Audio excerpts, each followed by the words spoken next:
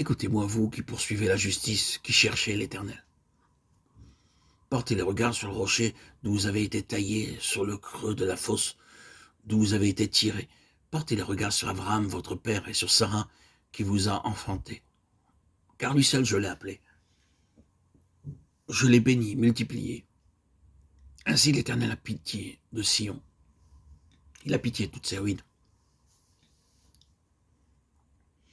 Il rendra son désert semblable à un Éden, et sa terre aride à un jardin de l'Éternel.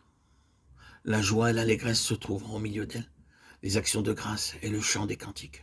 Ésaïe 51, 3. Le Seigneur Jésus est le rocher, 1 Corinthiens 10, 4. Quand nous répentons de nos péchés et que nous acceptons le Seigneur Jésus-Christ comme notre sauveur personnel, nous devenons participants de sa nature même, 2 Pierre 1, 4. Par nature, nous étions des pécheurs et Dieu ne pouvait voir en nous aucune bonté, comme Paul en témoignage dans Romains 7, 18. Et il n'y a rien de bon dans notre nature humaine et aux yeux de Dieu.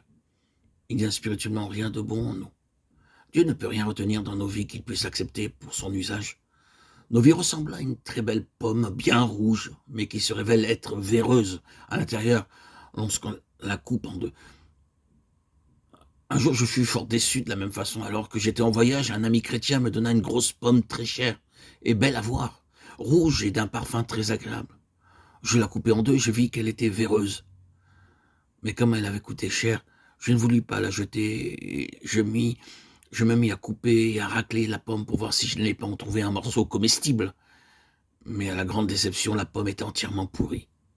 Telle est la condition du pécheur devant Dieu. Par rapport à notre idéal de vie et à la parole de Dieu, nous devons constater que notre nature est foncièrement mauvaise. Mais à partir du moment où nous acceptons le Seigneur Jésus comme notre sauveur, que nous croyons qu'il est mort à notre place et qu'il est ressuscité pour notre justification, sa vie même est répandue en nous et nous devenons participants de sa nature. Le prophète nous dit, ne regardons pas à nous-mêmes, mais au rocher qui a été frappé pour nous et d'où nous avons été taillés, car il est devenu lui-même notre justice. Ce n'est ni la connaissance biblique, ni les vêtements, ni le jeûne qui peuvent nous rendre justes. Aucune de ces choses ne peut nous rendre justes. Seul le Seigneur Jésus-Christ, venant habiter en nous, peut nous rendre justes. Comme cela est dit dans 1 Corinthiens 1,30.